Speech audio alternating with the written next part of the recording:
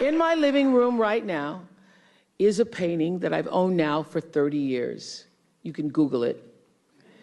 It's called To the Highest Bidder. And it's at the center of my house. And it's at the center of my house because it actually is symbolic of the foundation of not the house, but the foundation for my life.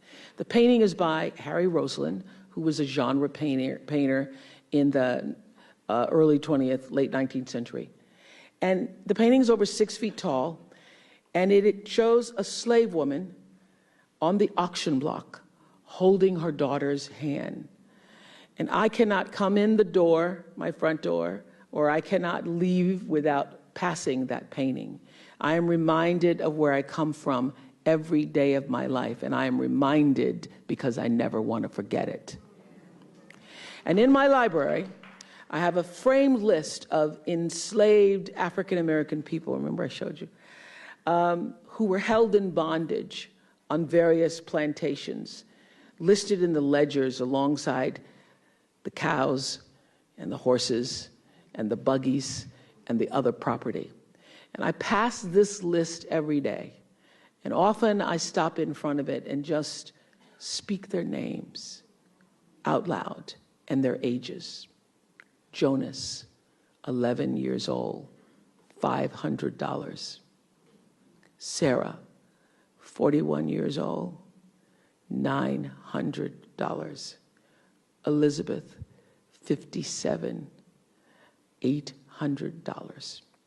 And I force myself to consider the absurdity and the obscenity of prices being affixed to each one should they be placed up for sale. And I sometimes just pause before them with a prayer, particularly before I have to make a big decision about one of my companies or whether I move forward or whether I stay still. It reminds me, speaking those names out loud, not only of where I've come from, but how far I have to go because of them. And it reminds me that I am never alone. It reminds me of what I've come through to get through. And even when I find myself in settings where I am the only Black woman still, that kind of singularity, it doesn't make me uncomfortable. And I got to tell you, it never has made me uncomfortable. I walk into a room just as cool as you please.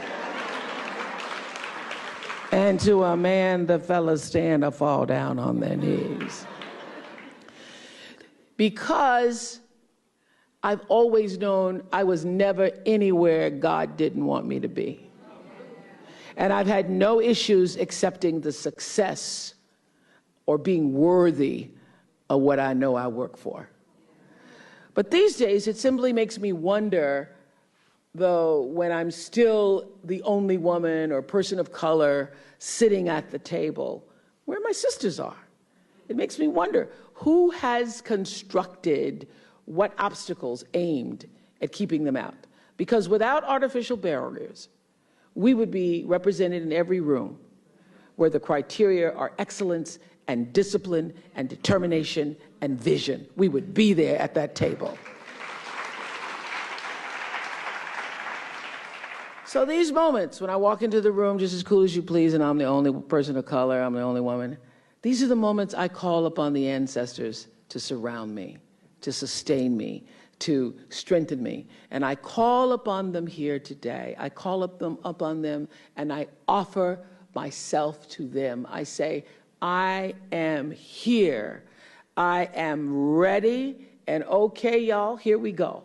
Because when I walk into any room, when and where I enter, I am already more than I was.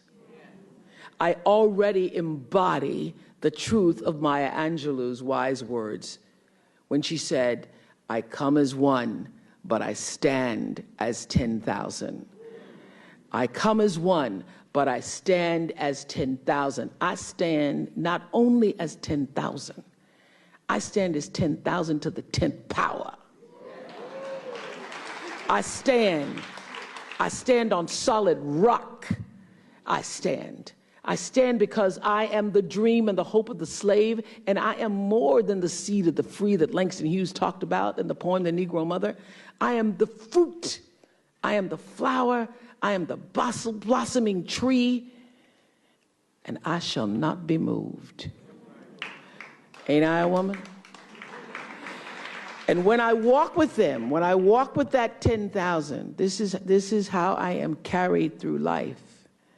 I'm carried through life, standing with the 10,000s. And when I walk with them, I remember something else Maya taught me that Jimmy Baldwin taught her. She used to say to me, baby, your crown has been paid for. All you got to do is put it on your head and wear it. So when we come into this museum, we get to see how the crowns were laid out for us.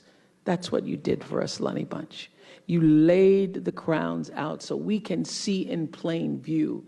We get to see and feel that sense of connection to the past that allows us to step out of our history and step into a future that is brighter than any of them could have ever imagined.